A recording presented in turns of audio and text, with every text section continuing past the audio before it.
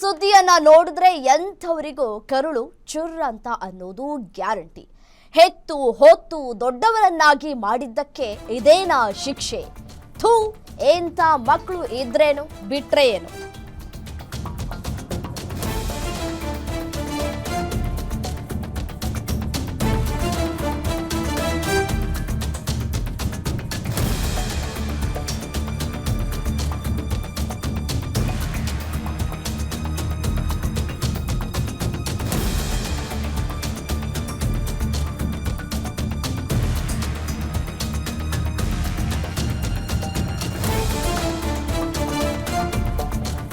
ಹೆತ್ತು ಹೊತ್ತು ದೊಡ್ಡವರನ್ನಾಗಿ ಮಾಡಿದ್ದಕ್ಕೆ ಇದೇನಾ ಶಿಕ್ಷೆ ಅಂತ ಹೇಳಿ. ಎಂಥ ಮಕ್ಕಳು ಇದ್ರೆ ಏನು ಬಿಟ್ರೆ ಏನು? ಅಯ್ಯೋ ಅಂತ ಅನ್ಸುತ್ತೆ ಕಣ್ರಿ. ಈ ತಾಯಿಯ ಕಣ್ಣೀರಿನ ಕಥೆಯನ್ನ ಕೇಳಿದ್ರೆ ಬಿಟ್ಟು ಹೋದ ಮಕ್ಕಳನ್ನ ನೆನೆಸ್ಕೊಂಡು ಕೊರಗ್ತಾ ಇದೆ ಆ ಹಿರಿ ಜೀವ. ಈ ಪಾಪಿ ಮಕ್ಕಳು ಮಾಡಿದ ಕೃತ್ಯ ಏನಾದ್ರೂ ಗೊತ್ತಾದ್ರೆ ಶಾಪ ಹಾಕೋದು ಗ್ಯಾರಂಟಿ.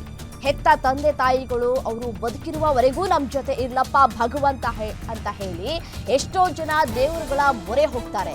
ತಾಯಿ ನಮ್ಮ ಜೊತೆ ಇದ್ದಂತಹ ಸಂದರ್ಭದಲ್ಲಿ ನಮ್ಮನ್ನ ಹೆತ್ತು ಹೊತ್ತು ಸಾಕಿ ಸಲಹಿ ನಮ್ಮ ಬೇಕು ಬೇಡಗಳೆಲ್ಲವನ್ನೂ ಕೂಡ ನೋಡ್ಕೊಳ್ಳುವಂತಹ ಆ ಜೀವಕ್ಕೆ ನಾವು ಕೊಡೋದು ಏನಪ್ಪಾ ಅಂತಂದ್ರೆ, ವಯಸ್ಸಾದ ನಂತರ ಅವರು ನಮ್ಮನ್ನ ಮಕ್ಕಳು ಆಗಿದ್ದಂತಹ ಸಂದರ್ಭದಲ್ಲಿ ಯಾವ ರೀತಿಯಾಗಿ ನೋಡ್ಕೊಂಡಿದ್ರೋ ಅದೇ ರೀತಿಯಾಗಿ ಲಾಲನೆ ಪಾಲನೆ ಮಾಡಿ ನೋಡ್ಕೊಂಡ್ರೆ ನಮಗೆ ಆ ದೇವರೇ ವರ ಕೊಟ್ಬಿಡ್ತಾನೆ. ನಾವ್ ಏನ್ ಕೇಳಿದ್ರು ಅಸ್ತು ಅಂತ ಅಂದ್ಬಿಡ್ತಾನೆ. ಬಟ್ ಆದ್ರೆ ಹೆತ್ತ ತಂದೆ ತಾಯಿಯನ್ನ ಯಾರು ನೆರಳಿಸ್ತಾರೋ ಅಂತವ್ರಿಗೆ ಕಠಿಣ ಶಿಕ್ಷೆ, ನಿಜಕ್ಕೂ ಕಟ್ಟಿಟ್ಟ ಬುತ್ತಿ. ಆಸ್ತಿಯನ್ನ ಪಡೆದು ಹೆತ್ತ ತಾಯಿಯನ್ನ ಮನೆಯಿಂದ ಹೊರ ಹಾಕಿದ್ದಾರೆ ಮಕ್ಕಳು. ಆಸ್ತಿಯನ್ನ ಪಡೆದು ಲಾಡ್ಜ್ನಲ್ಲೇ ತಾಯಿಯನ್ನ ಬಿಟ್ಟು ಪಾಪಿ ಮಕ್ಕಳು ಹೋಗಿದ್ದಾರೆ. ನಿಜಕ್ಕೂ ನಮ್ಮ ಕಣ್ಣಲ್ಲೂ ಕೂಡ ನೀರು ಬರ್ತಾ ಇದೆ. ಆಸ್ತಿ ಒಂದು ಇದ್ಬಿಟ್ರೆ ಹೆತ್ತ ತಂದೆ ತಾಯಿಗಳು ಯಾರು ಬೇಡವಾ? ತಾಯಿನೇ ಬೇಡವಾ ಅಂತ ಹೇಳಿ ಬೀದರ್ ನಗರದ ಲಾಡ್ಜ್ನಲ್ಲಿ ತಾಯಿಯನ್ನ ಬಿಟ್ಟು ಹೋಗಿದ್ದಾರೆ ಮಕ್ಕಳು. ಇಂಥ ಪುರುಷಾರ್ಥಕ್ಕೆ ಮಕ್ಕಳು ಅಂತ ಹೇಳಿ ಯಾಕೆ ಹೆರ್ಬೇಕು ನಾವು ಅಂತ ಹೇಳಿ ಸಿಂಧೋಲ್ ಗ್ರಾಮದ 86 ವರ್ಷದ ಸುಶೀಲಮ್ಮನನ್ನ ಲಾಡ್ಜ್ನಲ್ಲಿ ಬಿಟ್ಟು ಹೋಗಿದ್ದಾರೆ ಮಕ್ಕಳು. 2 ತಿಂಗಳಿನಿಂದ ಲಾಡ್ಜ್ನಲ್ಲೇ ವಾಸ ಮಾಡ್ತಾ ಇರುವಂತಹ ನತದೃಷ್ಟೇ ತಾಯಿ. ತಾಯಿ ನತದೃಷ್ಟಿಯಲ್ಲ, ಮಕ್ಕಳು ನತದೃಷ್ಟರು. ಸುಶೀಲಮ್ಮಗೆ ವಿಶ್ವನಾಥ, ಕಾಶಿನಾಥ, ಬಕ್ಕಪ್ಪ ಅಂತ ಹೇಳಿ 3 ಮಕ್ಕಳಿದ್ದಾರೆ. 3 ಮಕ್ಕಳಿಗೂ ತಲಾ 10 ಎಕರೆ ಜಮೀನನ್ನ ಹಂಚಿದ್ದಾರೆ ತಾಯಿ. ಆಸ್ತಿಯನ್ನ ಪಡೆದುಕೊಂಡು ತಾಯಿಯನ್ನೇ ದೂರ ಮಾಡಿದ್ದಾರಂತೆ ಪಾಪಿ ಮಕ್ಕಳು. 3 ನರ ಬಕ್ಕಸರಂತೆ ಹೇಳಿ 10 ಎಕರೆ ಆಸ್ತಿಯನ್ನ ಪಡೆದುಕೊಂಡಿದ್ದಾರೆ ಒಬ್ಬೊಬ್ರು ತಲಾ. ಯೋಚನೆ ಮಾಡಿ, ಆ ಹಿರಿ ಜೀವ ತಾನು ವಯಸ್ಸಲ್ಲಿದ್ದಂತಹ ಸಂದರ್ಭದಲ್ಲಿ 1 ರೂಪಾಯಿಯನ್ನ ಕೂಡಿಟ್ಟು ಹಣ ಸಂಪಾದನೆ ಮಾಡಿಬಿಟ್ಟು ಇವ್ರಿಗೆ ನಮ್ಮ ಮುಂದಿನ ಮಕ್ಕಳು ಚೆನ್ನಾಗಿರ್ಲಿ ಅಂತ ಹೇಳಿ ಆಸ್ತಿ ಅಂತಸ್ತನ್ನ ಮಾಡ್ತಾರೆ ನೋಡಿ. ಏಕೇನೆ ಇದೀಗ ಸುಶೀಲಮ್ಮ ಇವರೇ ಪಾಪಿ ಪುತ್ರರಿಗೆ ತಾಯಿಯ ಬೆಲೆ ಗೊತ್ತಿಲ್ಲ ಅಂತ ಕಾಣಿಸುತ್ತೆ. ಪಾಪರಿ ಹಿರಿ ಜೀವ. ಇಂಥ ಸಂದರ್ಭದಲ್ಲಿ ತಾಯಿನ ಮುದ್ದಾಗಿ ನೋಡ್ಕೊಳ್ಬೇಕು. ತಾಯಿ ಇಲ್ಲದೆ ಇರೋರಿಗೆ ಗೊತ್ತಿರುತ್ತೆ ಆ ತಾಯಿಯ ಬೆಲೆ, ಆ ನೋವು ಏನು ಅಂತ ಹೇಳಿ. ನಿಜಕ್ಕೂ ಎಷ್ಟೋ ಜನ ತಾಯಿಯನ್ನ ಕಳ್ತ್ಕೊಂಡು ಇವತ್ತು ಕಣ್ಣೀರಲ್ಲಿ ಕೈ ತೊಳಿತಾ ಇದ್ದಾರೆ, ನನ್ನ ತಾಯಿ ಇರಬೇಕಿತ್ತು ಅಂತ ಹೇಳಿ. ತಾಯಿಯನ್ನ ಕಳ್ತ್ಕೊಂಡ ಮೇಲೆ ಅದ್ರ ವ್ಯಾಲ್ಯೂ ಗೊತ್ತಾದ್ರೆ ಏನು ಯೂಸ್ ಹೇಳಿ? ಅಪ್ಪ ಹೇಗೋ ಕಷ್ಟನೋ ಸುಖನೋ ನಮ್ಮ ತಾಯಿ ನಮ್ಮ ಜೊತೆ ಇದ್ರೆ ಸಾಕು, ಆ ತಾಯಿನ ನಾನು ನೋಡ್ಕೊಳ್ತೀನಿ ಭಗವಂತ, ಅವ್ರಿಗೆ ಆರೋಗ್ಯ ಭಾಗ್ಯವನ್ನ ಕರುಣಿಸು ಅಂತ ಹೇಳಿ ನೂರಾರು ದೇವರುಗಳ ಮೊರೆ ಹೋಗ್ತಾರೆ. ಹಗಲು ರಾತ್ರಿ ಅಂತ ಬೇಡ್ಕೊಳ್ಳೋರನ್ನ ನಾವು ಕಂಡಿದ್ದೇವಿ ರೀ. 3 ಮಕ್ಕಳನ್ನ ಹೆತ್ಬಿಟ್ಟಿದೀಗ ಪಾಪ ತಾಯಿ ಬೀದಿಗೆ ಬೀಳ್ತಾರೆ ಅಂತಂದ್ರೆ ಆ ಹೆತ್ತ ತಾಯಿಯ ಕರುಳು ಎಷ್ಟು ಚುರುಕಂದಿರ್ಬೋದು. ಇಂಥ ಮಕ್ಕಳಿಗ ನಾನು ಜನ್ಮ ಕೊಟ್ಟಿದ್ದು, ನಾನು ಸಾಯುವಂತಹ ಕೊನೆ ಕ್ಷಣದಲ್ಲೂ ಕೂಡ ನನ್ನನ್ನು ನೋಡ್ಕೊಳ್ತಾ ಇಲ್ವಲ್ಲ ನನ್ನ ಮಕ್ಕಳು ಅಂತ ಹೇಳಿ ಆ ಹಿರಿ ಜೀವ ಎಷ್ಟು ನೊಂದಿರ್ಬೋದು ಅಂತ ಹೇಳಿ ಯೋಚನೆ ಮಾಡೋದಕ್ಕೂ ಕೂಡ ಸಾಧ್ಯ ಆಗ್ತಾ ಇಲ್ಲ. ನಿಜಕ್ಕೂ ಬಹಳ ನೋವಾಗ್ತಾ ಇದೆ. 3 ಮಕ್ಕಳಲ್ಲಿ ಯಾರಾದ್ರೂ ಒಬ್ಬ ಮಗ ನೋಡ್ಕೊಂಡಿದ್ರು ಖುಷಿ ಆಗ್ತಾ ಇತ್ತು ಆ ತಾಯಿಗೆ. 10 ಎಕರೆ ಜಮೀನನ್ನ ಹಂಚಿದ್ದಾರೆ ತಾಯಿ. ಯೋಚನೆ ಮಾಡಿ, ಆ 10 ಎಕರೆ ಜಮೀನು ಬೇಕಾಗಿತ್ತು, ಹಣ ಬೇಕಾಗಿತ್ತು. ಆ ಮುಗ್ಧ ಜೀವ, ಆ ಹಿರಿ ಜೀವ ಬೇಕಾಗಿರ್ಲಿಲ್ವಾ ಅಂತ ಹೇಳಿ.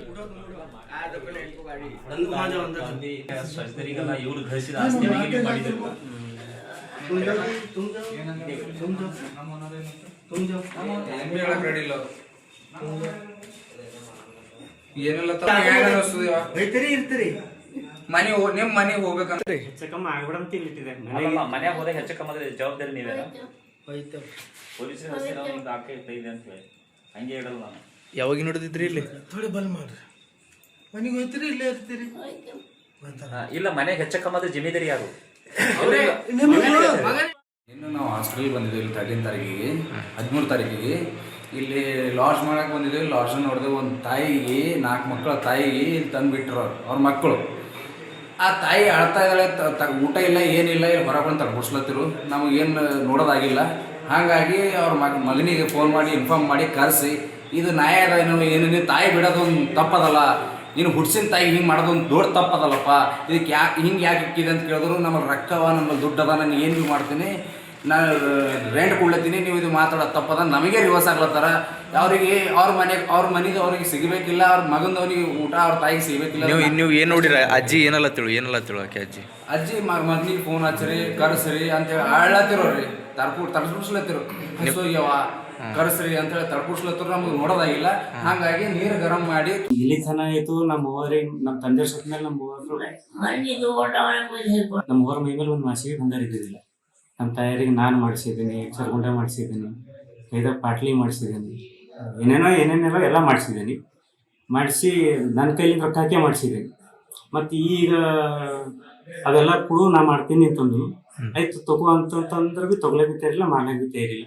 20 ವರ್ಷದಿಂದ ಹಾಸ್ಪಿಟಲ್ಗೆ ಇದ್ದಾರೆ. ಆ ಹಾಸ್ಪಿಟಲ್ ಇಲ್ಲಿ ತನಕ 7-8 ಲಕ್ಷ ರೂಪಾಯಿ ಖರ್ಚು ಮಾಡಿದ್ದೀನಿ. ಅದೇ ಗೊತ್ತಿಗೆ ಏನಂತಂದ್ರೆ ನೀನೇ ತಿಂದಿದ್ದಿ ನೀನೇ ಮನ ಅಂತೀನಿ. ಬೆಳೆಸಿ ಇಲ್ಲ ಇವತ್ತಿನ ರೇಟ್ನಾಗ ಹಿಂಗ್ ಲಾಡ್ಜ್ನಾಗ ಇರೋ ಪರಿಸ್ಥಿತಿ ಯಾಕೆ ಬಂತು ಅಂತಂದ್ರೆ ನಾ 5 ವರ್ಷ ಬೇರೆ ಮನೆಗೆ ಇದ್ದಾಗ ಬೇರೆತಲ್ಲಿ ಇಟ್ಟಿದ್ರೆ ಅವ್ರು ಖಾಲಿ ಮಾಡಂತ ಎಲ್ಲಿ ಸಿಗ್ಲಿಲ್ಲ, ಮನೆಗೆ ಹೋಗಪ್ಲೇ ಇಲ್ಲ. ಈಗ ಬಿ ನೋಡ್ರಿ ನೀವು ಕಳ್ಸ್ಕೊಡ್ತಾನೆ ಹಾಸ್ಪಿಟಲ್ಗೆ ನೋಡಿದ್ರೆ ಮನೆಗೆ ಹೋಗಿ ನನ್ನ ಬಳಿ 2 ಮಗ ಅವ್ರ ಚಿಕ್ಕ ಮಕ್ಕಳೇ.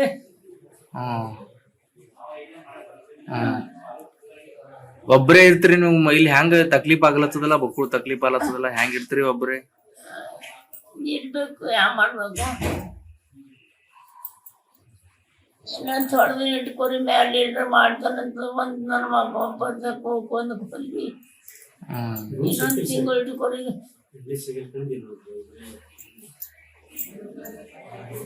ನಮ್ಮ ಚಲೋನೇಗ ನನಗೆ ಬಂದಿದೆ, ಎಣ್ಣೆ ಬಂದು ನನಗೆ ಏನ್ ಬೆನ್ನಿ ಈಗ ಏನಾಗ ಉಬ್ಬುಸೆ ಬರ್ತದಪ್ಪ. ಉಬ್ಬುಸೆ ಮತ್ತೇನಿಲ್ಲ. ದವಾಖಾನಿಗೆ ಡಾಕ್ಟ್ರೆ ಕಾಸೇನಿಗೆ ಯಾವಾಗ ಬೈ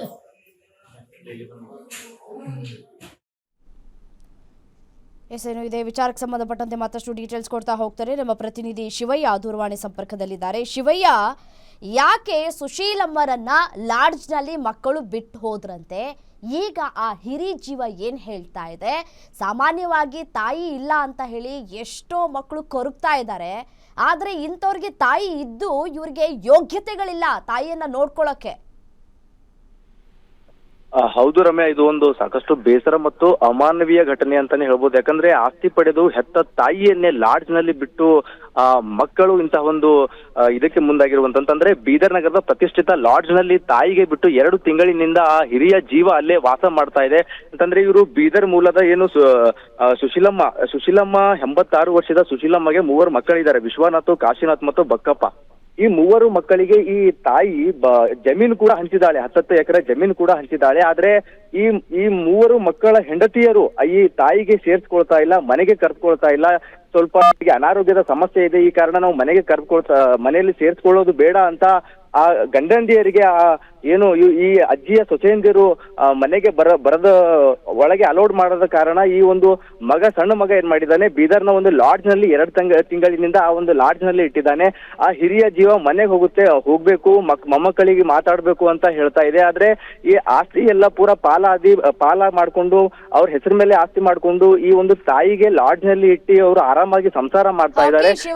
ಹಾಗೆ ಸಂಪರ್ಕದಲ್ಲಿರಿ, ನಮ್ ಜೊತೆ ಸುಶೀಲಮ್ಮ ಅವರ ಕಿರಿಯ ಪುತ್ರ ಬಕ್ಕಪ್ಪ ಅವರೇ ದೂರವಾಣಿ ಸಂಪರ್ಕಕ್ಕೆ ಸಿಕ್ಕಿದ್ದಾರೆ. ಸರ್ ನಮಸ್ತೆ.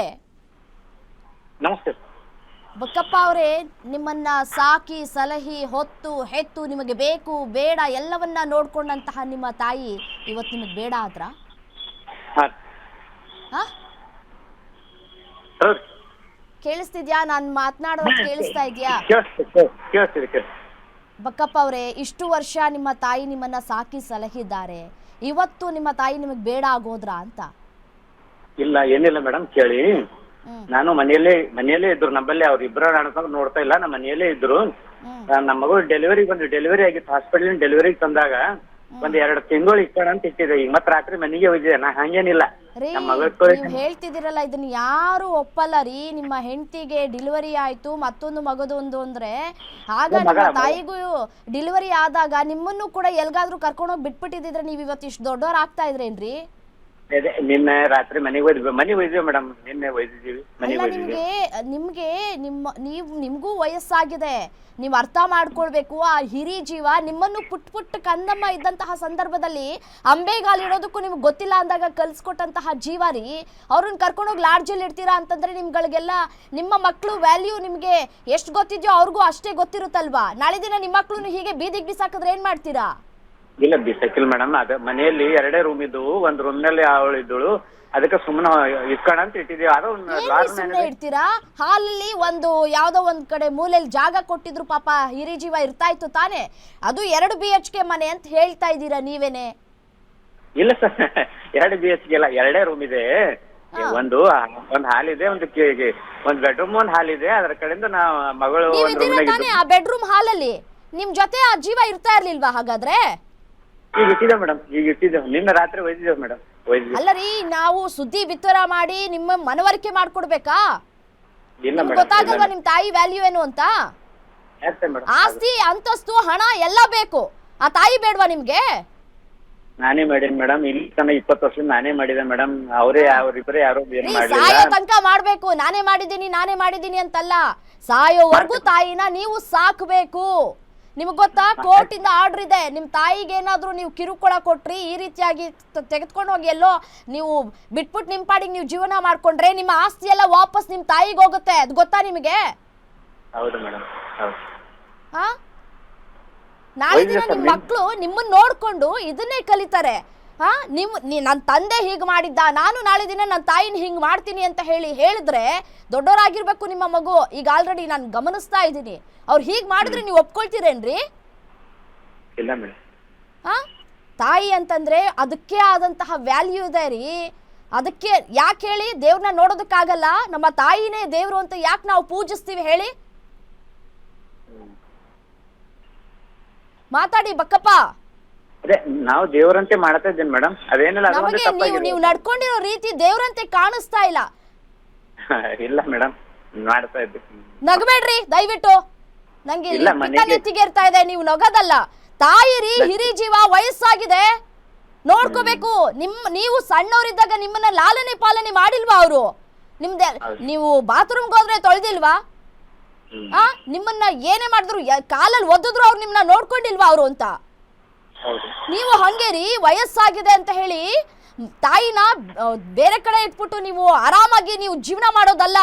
ನಿಮ್ಮ ಮಗು ಜೊತೆಗೆ ಅವರು ಕೂಡ ಮಗುವಾಗಿ ಇರ್ತಾ ಇದ್ರು ತಾನೇ, ನೋಡ್ಕೊಳ್ಬೇಕು ತಾನೇ. ನೀವು ಕರ್ಕೊಂಡೋಗ್ಬಿಟ್ಟು ಇವತ್ತು ನೀವು ಲಾಡ್ಜಲ್ಲಿ ಇಡ್ತೀರಾ ಅಂತಂದ್ರೆ ಮನುಷ್ಯತ್ವ ಅನ್ನೋದು ಎಲ್ಲೋಯ್ತು ರೀ ನಿಮ್ಗೆ? ಅದೇ ಕೆಲಸ ನೀವು ನಿಮ್ಮ ಹೆಂಡತಿನ, ನಿಮ್ಮ ಮಗುನ ಕರ್ಕೊಂಡೋಗಿ ಲಾಡ್ಜಲ್ಲಿ ಬಿಡ್ಬೇಕಾಗಿತ್ತು. ತಾಯಿನ ಹಾಕ್ಬಿಟ್ರಿ. ಹೆಂಡತಿಗೊಂದು ನ್ಯಾಯ, ತಾಯಿಗೊಂದು ನ್ಯಾಯನಾ? ನಿನ್ನೆ ಒಯ್ದಿದೆ ಮೇಡಮ್, ಮತ್ತೆ ಏನಾದ್ರೂ ಅವ್ರನ್ನ ಹೊರಗಡೆ ಬಿಟ್ರಿ ಅಂತ ಅಂದ್ರೆ ನಾವು ಸುದ್ದಿ ಬಿತ್ತರ ಮಾಡ್ತೀವಿ. ಈಗ ನೀವ್ ಆಸ್ತಿ ಪಡ್ಕೊಂಡಿದ್ದಾರೋ ನೀವೆಲ್ರೂ ಬೀದಿಗೆ ಬರ್ತೀರಿ, ಯೋಚನೆ ಮಾಡಿ. ತಾಯಿ ಅಂತಂದ್ರೆ ಅಷ್ಟು ವ್ಯಾಲ್ಯೂ ಇದೆ. ಧನ್ಯವಾದ ಗ್ಯಾರಂಟಿ ನ್ಯೂಸ್ ಜೊತೆ ಮಾತಾಡಿದ್ಕೆ.